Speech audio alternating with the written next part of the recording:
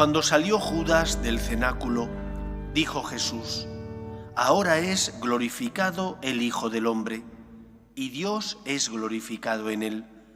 Si Dios es glorificado en él, también Dios lo glorificará en sí mismo. Pronto lo glorificará. Hijos míos, me queda poco de estar con vosotros. Os doy un mandamiento nuevo, que os améis unos a otros como yo os he amado. Amaos también entre vosotros. La señal por la que conocerán todos que sois discípulos míos será que os amáis unos a otros. Palabra del Señor. Gloria a ti, Señor.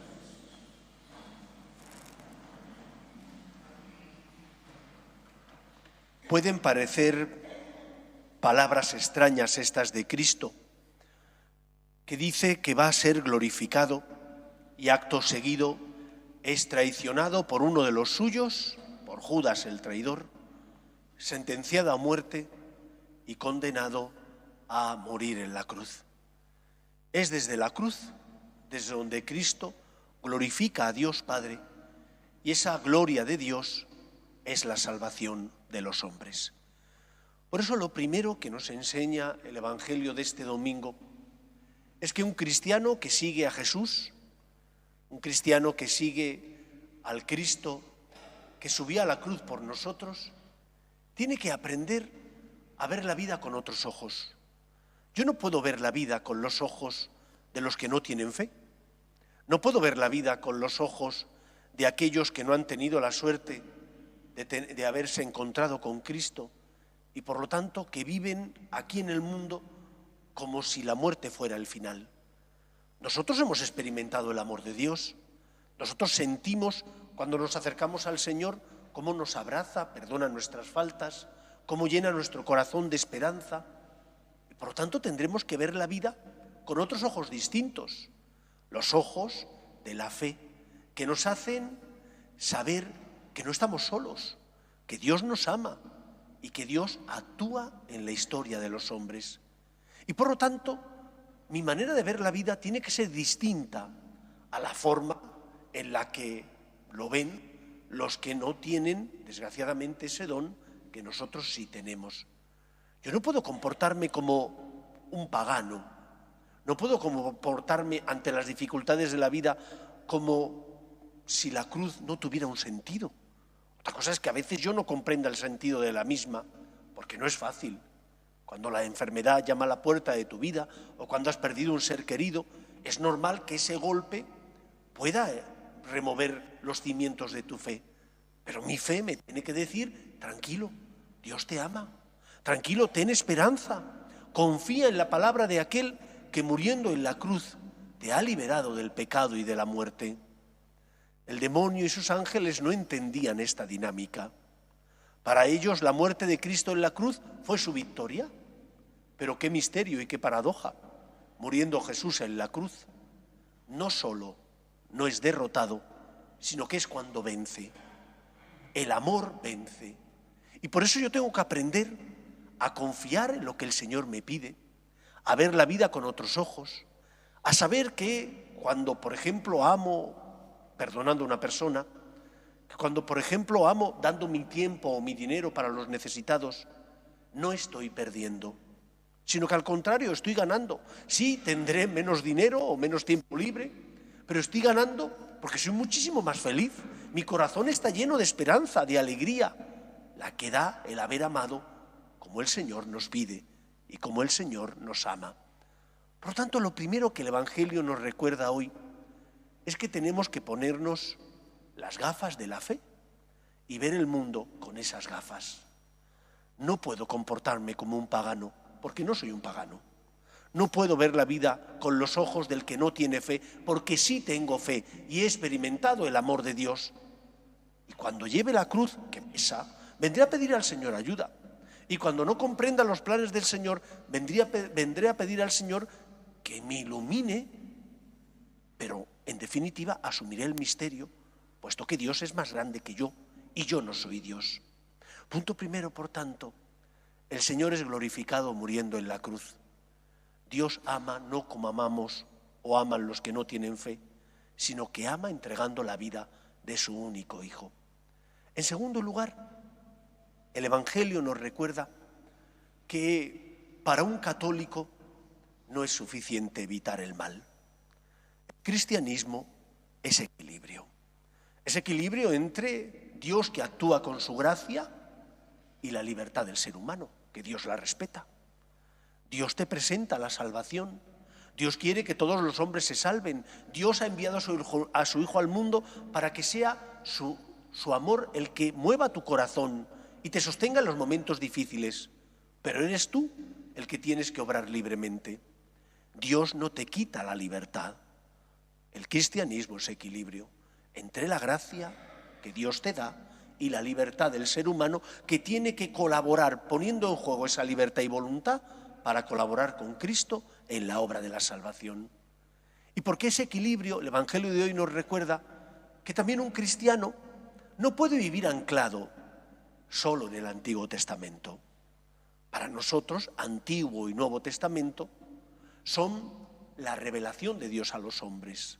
Son dos partes que forman un todo y que por lo tanto el Nuevo Testamento sin el Antiguo Testamento le faltarían los cimientos, y el Antiguo Testamento sin el Nuevo le faltaría su plenitud, su culmen. Estaría inconcluso, incompleto. ¿Qué nos enseña en síntesis moralmente el Antiguo Testamento? Hay un único Señor, ese único Señor te creó a su imagen y semejanza y por lo tanto quiere que evites el mal. Porque el mal te esclaviza, porque el mal te hace daño. Pero eso no basta para un cristiano. Un cristiano no solo tiene que evitar el mal, también tiene que hacer todo el bien que esté en su mano. Y por eso mismo un cristiano se tiene que sentir llamado, porque sigue a Jesús y no es solo judío, sino que es cristiano, y para él Antiguo y Nuevo Testamento forman parte de un todo y tienen que ser lo que dirija su vida. Tengo que evitar el mal y hacer todo el bien que pueda. Un judío le bastaba con no hacer el mal. Recordad la parábola del buen samaritano, como dice Jesús que pasó un sacerdote judío y un levita al lado del que habían apaleado unos ladrones y se marcharon justificados, porque tenían muchas cosas que hacer. ¿Por qué se marcharon justificados? Porque no le hicieron ningún mal, pero tampoco le hicieron ningún bien. Y sin embargo pasó por allí un samaritano, que son primos hermanos de los judíos y se llevaban muy mal, y este sí tuvo misericordia y compasión y le socorrió. Un cristiano, nosotros, tenemos que aprender a evitar el mal, pero también a hacer todo el bien que podamos en función de los dones y talentos que tengamos. Y el Señor te va a pedir cuentas, no solo de que no hayas hecho mal, sino también de las veces que, pudiendo hacer el bien, por pereza, comodidad, has preferido mirar a otro lado. No te has comportado como un prójimo del que sufría y te necesitaba. Por eso cuando te confieses, recuerda, no solo tengo que confesarme de lo que he hecho mal, sino también del bien que, pudiendo hacer, no he hecho. Por pereza, comodidad, por no complicarme la vida. Cristo se ofreció a Dios Padre para salvarnos. No solo no hizo mal, sino que se ofreció a Dios Padre para hacernos todo el bien posible, liberándonos del pecado y de la muerte. Y Él es nuestro modelo. Evita el mal y hace el bien. Lucha por vivir los 10 mandamientos, pero también por cumplir el mandamiento del amor. Amaos los unos a los otros como yo os he amado. Tercera enseñanza, ¿cómo se lleva a cabo vivir este mandamiento del amor? Porque no es fácil. Exige salir de nuestra zona de confort. Exige no solo no hacer el mal, sino también complicarnos la vida haciendo todo el bien que podamos. Yo creo que lo que nos ayudará a vivir ese mandamiento del amor como Cristo quiere consiste en vivir de la siguiente manera. Ama poniéndote en el lugar del otro. Si yo me pongo en el lugar del otro, si cuando he tenido una discusión con mi esposo o con mi esposa, en lugar de pensar en mí, me pongo en su lugar, entenderé qué tengo que hacer. A lo mejor tengo que tener paciencia a que las aguas bajen más mansas y se haya relajado un poco la tensión. Ponte en el lugar del otro. Cuando veas a una persona que te necesita y sientas en tu corazón que tienes que amarle, ponte en el lugar del otro. Cuando tengas que corregir a tus hijos, que les tendrás que corregir y educar, ponte en su lugar y no hagas las cosas porque te fastidia que no hayan cumplido tus normas, sino haz las cosas pensando en ellos, en lo que necesitan para tener una buena educación, una buena conciencia. Ponte en el lugar del otro. Es lo que hizo Cristo por nosotros. Jesús sube a la cruz para pagar el precio contraído por nuestro pecado. Se pone en nuestro lugar para condonar nuestra deuda, la que contrajimos cada vez que pecamos. Y por lo tanto, amaos los unos a los otros, siguiendo el modelo de Cristo, significa, tienes que amar, poniéndote en el lugar del otro, para ver qué necesita el otro de ti, porque eso es lo que Cristo hizo por cada uno de nosotros. Y cuando te pones en el lugar del otro, entonces comprendes y entiendes. Entiendes quizás los problemas que el otro ha tenido en el trabajo. Entiendes a lo mejor también, pues que a lo mejor tus hijos necesitan madurar y no puedes todavía exigirles tanto. Ponte en el lugar del otro. A mí me gustan los toros, lo reconozco. No sé si es políticamente correcto o no, pero me parece que son un arte. Pero no entiendo nada. Yo veo al toro y nada más. Veo al torero, los que ponen las banderillas, el picador, los subalternos, pero no entiendo nada. Me parece un arte, pero no entiendo nada. Sé que hay un tendido en Madrid, ahora que estamos en la feria de San Isidro, que tiene fama de ser muy reaccionario y que en cuanto el toro es un poquito malo o el torero es un poco perezoso, le silban. Yo no tendría valor para silbar. ¿Por qué? Porque no tendría valor de bajar a la arena, de bajar al coso, a torear semejante morlaco. Cuando tú no te pones en el lugar del otro, es imposible que entiendas el miedo que el otro tiene. Es imposible que entiendas las circunstancias concretas que a lo mejor no son una excusa, pero son las suyas por las que se ha equivocado y se ha comportado de esa manera. Si todos miramos desde la atalaya, sin poner el corazón, qué fácil es juzgar. Qué fácil es decir, es que no ha hecho esto o no ha hecho lo otro.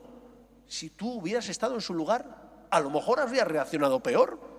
Cuando te pones en el lugar del otro, es más fácil que de tu corazón brote la misericordia y que entonces mires con otros ojos a la otra persona y que entonces entiendas, aunque a lo mejor no esté bien, sus errores. Pero corrígele con caridad, ponte en el lugar del otro.